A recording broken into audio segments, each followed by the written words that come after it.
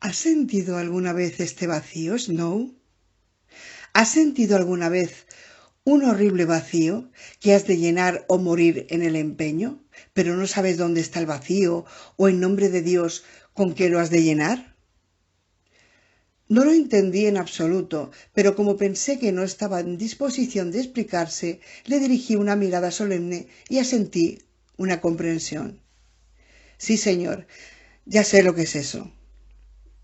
Tenía la frente y las mejillas húmedas, pero no a causa del ambiente viscoso. Brillaba con un sudor grasiento. Su rostro era de un blanco tan sobrenatural que parecía que la bruma brotara de su interior e hirviera en el frío de su piel, como si fuera el padre de la niebla. Es peor por la noche, añadió. Sí, aparece en cualquier momento, pero es peor por la noche. Torció el rostro con una mueca de disgusto. ¿Qué demonios de perro es? Estiró el brazo con el que sostenía el arma y me pareció que su dedo se deslizaba en el gatillo. Orson enseñó los dientes, pero ninguno de los dos se movió ni emitió un sonido. Es una mezcla de labrador. Es un buen perro. No le haría daño a un gato. Aumentó su enfado sin una razón aparente. Una mezcla de labrador, ¿eh? Es el diablo. Nada es nada, ni aquí, ni ahora, ni nunca más, dijo Stevenson. Pensé sacar la Glock del bolsillo de la chaqueta. Sostenía la bici con la mano izquierda, tenía libre la derecha y la pistola estaba en el bolsillo derecho. Sin embargo, aunque Stevenson estuviera distraído, no dejaba de ser un poli y respondería con profesionalidad a cualquier movimiento amenazador que yo hiciera. No tenía mucha confianza en la extraña afirmación de que se me veneraba, hasta si dejaba caer la bicicleta para distraerlo. Stevenson me dispararía antes de que la Glock saliera del bolsillo. Además, no iba a sacar la pistola contra el jefe de policía a menos que no tuviera otra elección, porque si le disparaba sería el final de mi vida, un paseo por el sol. De pronto, Stevenson hizo un movimiento con la cabeza y apartó los ojos de Orson. Lanzó un profundo suspiro, luego una serie que fue una tan rápida y somera como la de un sabueso siguiendo el rastro de una pieza. ¿Qué es eso? Tenía un sentido del olfato más agudo que el mío, porque sólo entonces me di cuenta de que una brisa casi imperceptible traía el hedor a descomposición de la criatura del mar que flotaba debajo del pilón principal. Aunque Stevenson ya se había comportado de una forma lo suficientemente rara para dudarse de su cordura, su extraño comportamiento se acentuó aún más. Se puso en tensión, encorvó la espalda, alargó el cuello y levantó la cara hacia la niebla, como si saboreara el aroma pútrido. Sus ojos brillaban febriles en la cara pálida y habló no con la mesurada curiosidad de un poli, sino con una curiosidad impaciente y nerviosa, casi perversa. ¿Qué es eso? ¿No lo hueles? Algo muerto, ¿verdad? Sí, algo que está debajo del pilón, confirmé. Algún pez, creo. Muerto. Muerto y descompuesto. Algo. Se capta el sabor, ¿verdad? Se relamía. Sí, seguro que tiene un sabor interesante. O se dio cuenta del espantoso tono de su voz, o captó mi alarma, porque me dirigió una mirada preocupada e hizo un esfuerzo para dominarse. Fue una lucha. Se tambaleaba en el inseguro reborde de la emoción. Finalmente el jefe recuperó su voz normal, o algo que se le aproximaba. Necesito hablar contigo y llegar a un acuerdo. Ahora, esta noche, ¿por qué no me acompañas, Snow? ¿A dónde? El coche patrulla está ahí fuera. No te estoy arrestando. Solo una charla rápida, para asegurarme de que los dos nos comprendemos. Lo último que deseaba era meterme en un coche de patrulla con Stevenson. Si me negaba, sin embargo, podía formalizar su invitación llevándome bajo custodia. Y si intentaba resistirme al arresto, si saltaba a la bicicleta y pedaleaba con fuerza hasta que el cigüeñal sacara humo, ¿A dónde iría? Solo faltaban unas cuantas horas para el amanecer y no tenía tiempo de salir volando hacia la próxima población en aquel solitario tramo de la costa. Y aunque tuviera mucho tiempo, el XP me limitaba a los alrededores de Moulin Bay, donde podía volver a casa a la salida de sol y encontrar un amigo comprensivo que me acogiera y me diera oscuridad. Estoy de mal humor, dijo otra vez Stevenson entre dientes. La dureza había vuelto a su voz. Estoy de mal humor. ¿Me acompañas? Sí, señor. Me es indiferente. Con un movimiento de la pistola nos indicó a Orson y a mí que lo procediéramos. Llevé la bicicleta hasta un extremo del pilar de la entrada, reacio a que me siguiera el jefe con la pistola. No necesitaba saber de comunicación con los animales para darme cuenta de que Orson también estaba nervioso.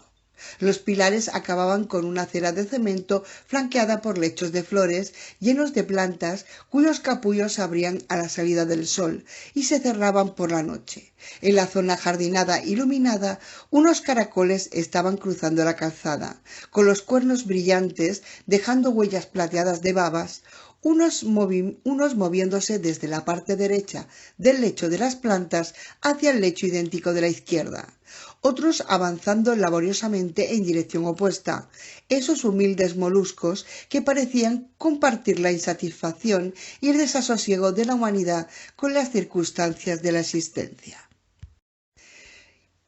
Hice varios virajes con la bicicleta para evitar a los caracoles y aunque Orson los olisqueó al pasar, también los evitó.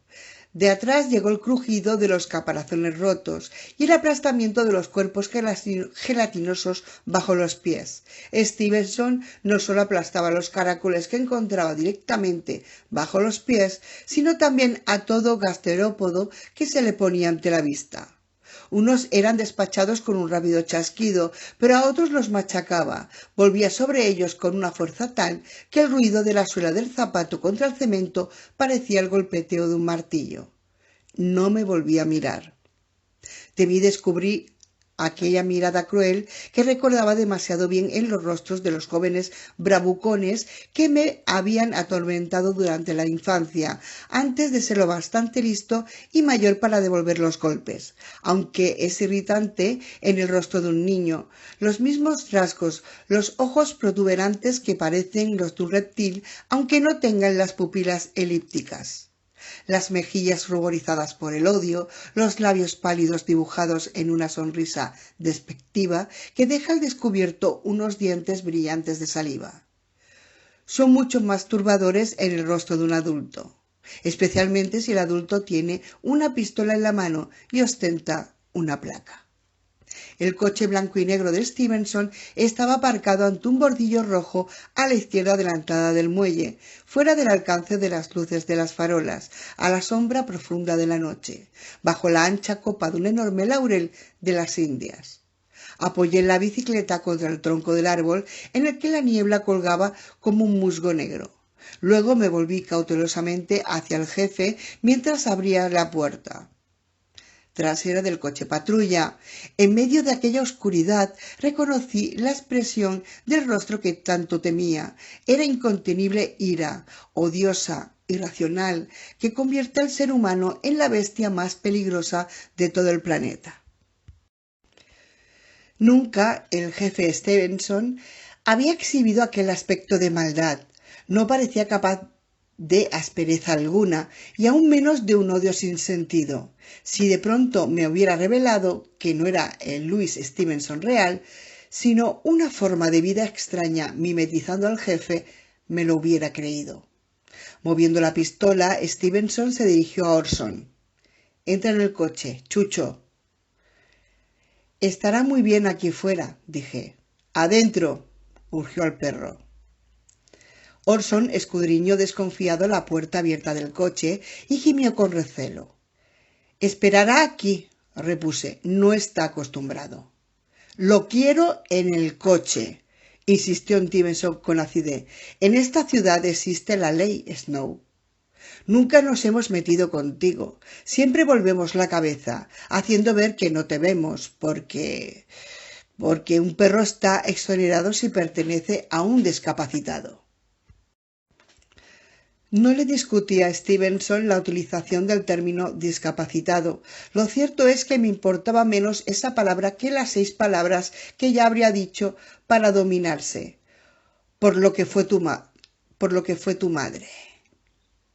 Pero esta vez, añadió, no voy a quedarme aquí sentado mientras el maldito perro trota suelto, cagándose en la acera y alardeando de que la ley no es para él. Hubiera podido observar la contradicción entre el hecho de que el perro de un discapacitado está exento de las normas y la afirmación de que Orson se burlaba de las excepciones, pero permanecí en silencio. No podía argumentar con Stevenson mientras estuviera en ese estado. ¿Y si no se mete en el coche cuando yo se lo ordene?, dijo Stevenson. Lo obligas a que lo haga. Dudé un instante, buscando una alternativa creíble para no hacerlo, pero a medida que transcurrían los segundos, la situación se iba haciendo cada vez más peligrosa. No se sentía más a salvo aquí que cuando estábamos en la península en medio de la niebla, acosados por el grupo de monos. «¡Mete al maldito perro en el maldito coche ahora!», ordenó Stevenson. El veneno que había en aquella orden era tan poderoso que podría haber matado a los caracoles sin pisarlos, solo con la voz. Como tenía la pistola en la mano, yo estaba en desventaja, aunque me producía cierta satisfacción el hecho de que no supiera que iba armado, pero por el momento no me quedaba otra alternativa que cooperar. «Al coche, colega», le dije a Orson, procurando no expresar temor e intentando que los fuertes latidos de mi corazón no me hicieran temblar la voz. El perro obedeció a disgusto. Louis Stevenson cerró de un portazo la puerta trasera y luego abrió la delantera. «Ahora tú, Snow». Tomé asiento en el lado del pasajero mientras Stevenson daba la vuelta alrededor del coche patrulla y lo hacía en el asiento del conductor. Cerró la puerta de golpe y me dijo que cerrara la mía, cosa que yo ya había esperado evitar. Habitualmente no padezco de claustrofobia en espacios pequeños, pero seguro que no había ataúd más angosto que aquel coche patrulla. La niebla empujando en las ventanillas ejercía una presión psicológica similar al sueño de un entierro prematuro. En el interior del coche hacía más frío y humedad que en el exterior. Stevenson extendió la calefacción para que entrara un poco de calor. La radio de la policía emitió un crujido y una voz diligente e inexpresiva croó como el canto de una rana. Stevenson la desconectó. Orson se echó en el suelo del asiento trasero con las patas delanteras en la rejilla de acero que los separaba de nosotros, asomándose con expresión preocupada por la barrera de seguridad. Cuando el jefe presionó un botón de la consola con el cañón de la pistola, el seguro de las puertas traseras se cerró de un golpe seco, semejante al de la hoja de una guillotina. Yo creí que Stevenson guardaría la pistola cuando entráramos en el coche, pero siguió empuñándola. Apoyó el arma en las piernas, con el cañón apuntando al tablero de instrumentos. Bajo la mortecina luz verde del salpicadero, creí ver que ya no tenía el dedo en el gatillo, aunque esto no reducía su ventaja de manera apreciable. Mantuvo la cabeza agachada y los ojos cerrados durante unos instantes, como si estuviera rezando u ordenando sus pensamientos. La niebla se había condensado alrededor del laurel de las Indias y las gotas de agua caían, con un sonido arrítmico desde la punta de las hojas al techo y la carrocería del automóvil. Hundí las manos en los bolsillos de la chaqueta sin hacer movimientos bruscos. Cerré la mano derecha alrededor de la Glock. Me dije para mí que, debido a mi exasperada imaginación, exageraba el peligro. Stevenson estaba de mal humor, sí, y desde que lo vi en el aparcamiento de la comisaría sabía que no era el honrado brazo de la justicia que siempre había pretendido ser. Pero eso no significaba que tuviera intenciones violentas. A lo mejor solo quería hablar, interpretar su papel y soltarnos sanos y salvos. Cuando al fin Stevenson levantó la cabeza, sus ojos eran porciones de licor amargo en copas de hueso.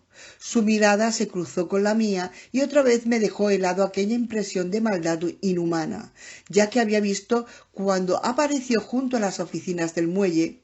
Pero esta vez supe por qué me había puesto tan nervioso, porque un momento su mirada líquida se llenó de una luminosidad amarilla semejante al brillo que exhiben muchos animales por la noche, una luz interior fría y misteriosa como nunca había visto antes en los ojos de un hombre o una mujer. 25. El rayo cruzó los ojos del jefe Stevenson tan fugazmente que antes lo hubiera achacado al reflejo de las luces del salpicadero. Pero desde la puesta de sol había visto monos que no eran monos, un gato que era algo más que un gato. Había flotado por misterios que fluían como ríos en las calles de Moonland Bay y había aprendido a extraer un significado de lo aparentemente insignificante. Luego sus ojos perdieron brillo y recuperaron su tono oscuro. La ira se transformó en una voz, en una corriente de fondo, mientras la superficie era de dolor y un desespero grises. Todo ha cambiado, todo, y no se puede volver atrás. ¿Qué ha cambiado? Yo ya no soy el mismo. Apenas puedo recordar cómo era y qué clase de hombre era. Se ha perdido. Observé que estaba hablando tanto para mí como para él mismo. Se lamentaba en voz alta que la pérdida que imaginaba. No tengo nada que perder. Me han arrebatado todo lo que importa. Soy un muerto que camina, Snow. En eso me he convertido. ¿Puedes imaginarte cómo me siento? No. Hasta tú con tu vida de mierda, ocultándote del día, saliendo solo por la noche como algunas babosas salen de debajo de las piedras. Hasta tú tienes una razón para vivir. El jefe de policía era un cargo electo en nuestra ciudad, pero Louis Stevenson no parecía preocuparle obtener mi voto. Tuve ganas de decirle que se fuera a tomar por el culo, pero existía una diferencia entre no mostrar ningún temor y hacer oposiciones a recibir una bala en la cabeza. Cuando aportó la cara para mirar la blanca capa de niebla que se deslizaba densa a través del parabrisas, aquel fuego frío volvió a aparecer en sus ojos, una fluctuación más breve y veloz que antes, pero aún más turbadora porque no era imaginaria. Tengo unas pesadillas terribles, terribles, llenas de sexo y sangre, confesó bajando la voz, como si temiera ser descubierto. Yo no sabía exactamente qué esperaba de la conversación, pero las revelaciones de tormentos personales no encabezaban mi lista de temas probables. Empezaron hará un año, continuó. Al principio una vez por semana, pero luego incrementaron la frecuencia. Entonces, durante un tiempo, a las mujeres de las pesadillas no las había visto en mi vida, solo eran imágenes de la fantasía. Era como en esos sueños que tienes durante la pubertad, chicas de seda tan carnosas y deseables, asequibles, solo que en esos sueños yo no hacía el amor con ellas.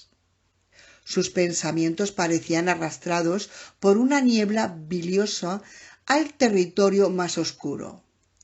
Solo veía su perfil, apenas iluminado y brillante de sudor, y sin embargo observé un salvajismo que me hizo desear no tener el privilegio de contemplar el rostro completo. En esos sueños les doy palizas, puñetazos en la cara, puñetazos y puñetazos y puñetazos, hasta que no les queda nada en la cara. Las estrangulo hasta que la lengua les cuelga de la boca. Cuando empezó a describir las pesadillas, su voz adquirió un tono espantoso.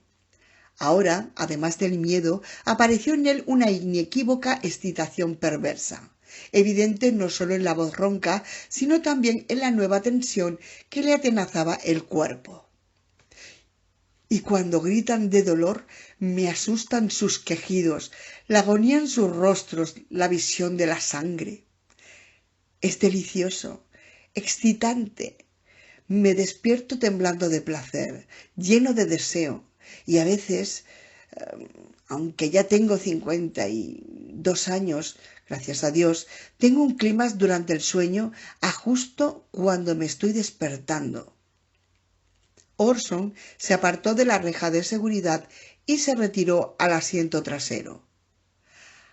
A mí también me hubiera gustado poner más distancia entre Louis Stevenson y yo. El coche patrulla parecía cerrarse a nuestro alrededor, como si lo tuviera aplastando una de aquellas tremendas trituradoras hidráulicas.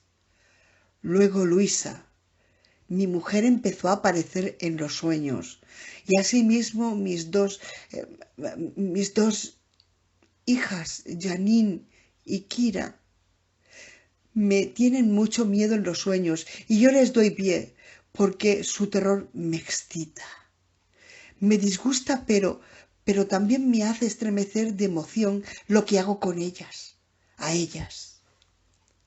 Su voz traslucía ira, desespero y una excitación perversa que se manifestaba en la profunda respiración, en la inclinación de los hombros y en la sutil y horrible reconstrucción de su rostro, todavía de perfil. Y entre todos esos poderosos deseos en conflicto que estaban en guerra para controlar su mente, subyacía la desesperada esperanza que podría evitar hundirse en el abismo de locura y salvajismo cuyo borde se balanceaba tan precariamente.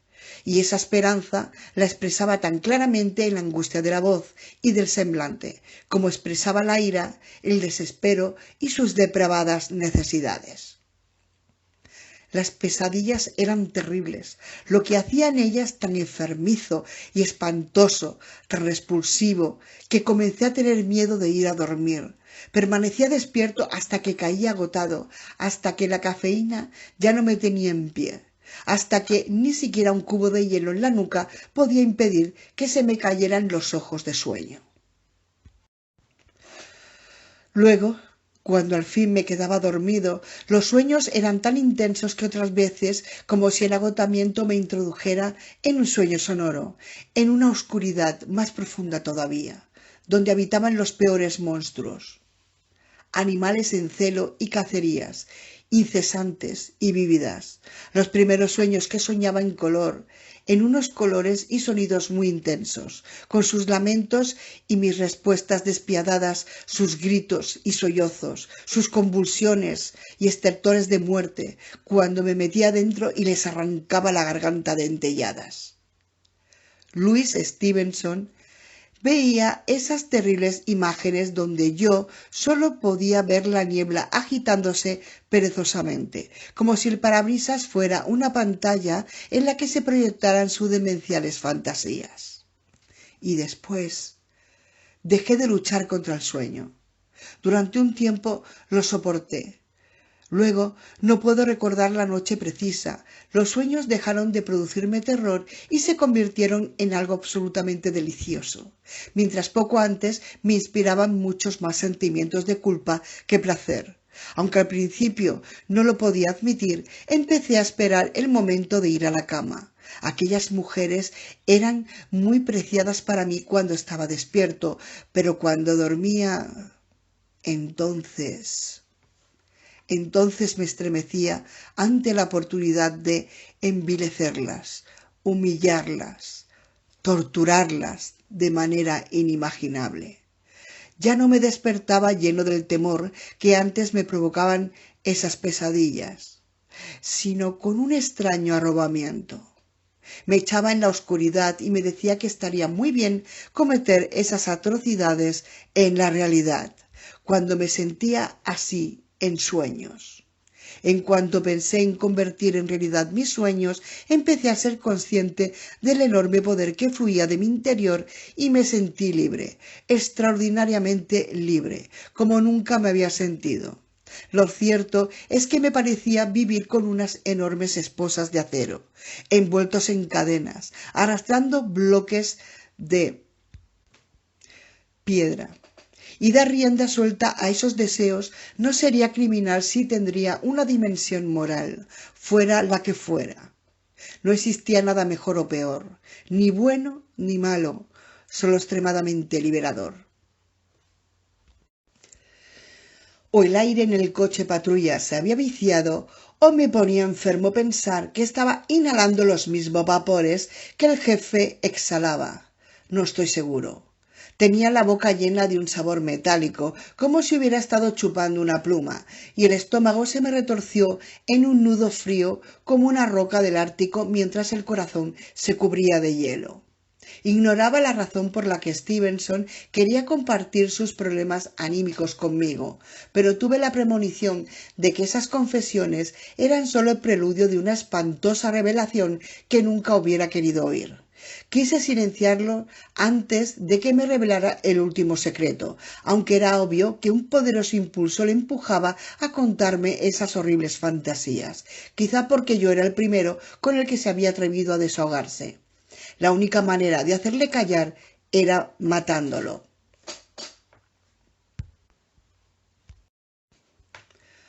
Últimamente, continuó con un murmullo lleno de deseo que me alteraría el sueño durante el resto de mi vida. Todos los sueños se centran en mi nieta Brandy. Tiene 10 años. Es una niña preciosa, preciosa, esbelta y bonita. Las cosas que le hago en sueños. ¡Ah! Las cosas que hago. No puedes imaginar qué brutalidad más despiadada, qué inventiva tan exquisita y perversa. Y cuando me despierto, estoy eufórico. Me siento trascendente, embelesado. Me echo en la cama al lado de mi mujer, que duerme ignorante a los extraños pensamientos que me obsesionan, que no tiene la posibilidad de conocerlos, y rozo el poder. Soy consciente de que la libertad absoluta me es asequible cada vez que deseo aprenderla. En cualquier momento, la semana que viene, mañana, ahora. Sobre nuestras cabezas, el silencio laurel empezó a hablar en rápida sucesión cuando sus apuntadas lenguas verdes temblaron con el peso de la niebla condensada. Se desprendió de una única nota acuosa y yo sentí una crispación ante el repentino rataplán de gruesas gotitas que golpearon el coche, sorprendido casi de lo que se deslizaba por el parabrisas y por la carrocería que no fuera sangre. Cerré la mano derecha alrededor de la Glock en el bolsillo de la chaqueta. Después de lo que Stevenson me había contado, me costaba imaginar las circunstancias en las que me iba a permitir salir vivo del coche. Me moví ligeramente en el asiento, el primero de unos cuantos pequeños movimientos que haría para no despertar sus sospechas, y con los que me pondría en posición de dispararle a través de la chaqueta sin tener que sacar el arma del bolsillo. La semana pasada, murmuró el jefe, Kira y Brandy vinieron a comer con nosotros. Me costaba mucho apartar los ojos de la niña. Cuando la miraba, la veía desnuda como en los sueños, tan esbelta, tan frágil, vulnerable. Me empezó a excitar su vulnerabilidad, su ternura, su debilidad, y tuve que reprimirme antes que Kira y Brandy. Ante Luisa, necesitaba.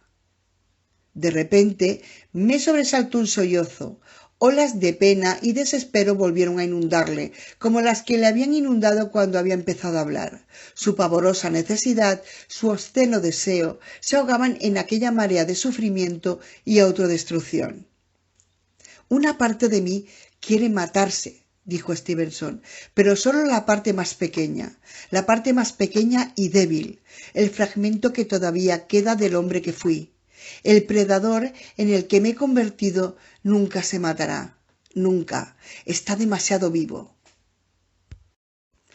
Cerró la mano izquierda en un puño, se lo llevó a la boca abierta y se lo puso entre los dientes.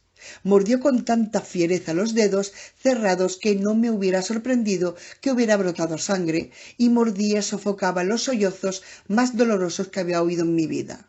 En la nueva persona en que se había convertido Louis Stevenson no había nada de la calma ni rectitud que le convirtieron en la imagen de la autoridad y la justicia. al menos no aquella noche, no en ese humor sombrío que la atormentaba. Una emoción destemplada parecía recorrerle, corrientes dispares, sin intervalos de aguas tranquilas, con las mareas siempre en movimiento, batiendo. La piedad ocupó el espacio del temor y estuve a punto de alargar la mano hasta su hombro para consolarlo, pero me reprimí porque sentí que el monstruo que había estado escuchando hacía un instante no se había desvanecido ni estaba encadenado. Apartó el puño de la boca y giró el rostro hacia mí, un rostro desencajado por un tormento de tal calibre, por una agonía del corazón y de tal mente, que tuve que apartar la vista. Él también la apartó y la fijó de nuevo en el parabrisas, y cuando el laurel derramó otro puñado de niebla líquida, los sollozos se fueron dilatando hasta que pudo volver a hablar. Desde la semana pasada he estado dando excusas para no visitar a Kira, para no acercarme a Brandy. Al principio, un temblor distorsionó sus palabras, pero desapareció rápidamente y fue reemplazado por la hambrienta voz del troll desalmado. Algunas veces, por la noche, cuando me domina este endemoniado humor, cuando en mi interior aparece una sensación fría y hueca, y quiero gritar y no parar nunca de gritar, pienso en cómo voy a llenar ese vacío. La única manera de detener esta horrible sensación que me roe las entrañas, es hacer lo que me hace feliz en los sueños. Y voy a hacerlo.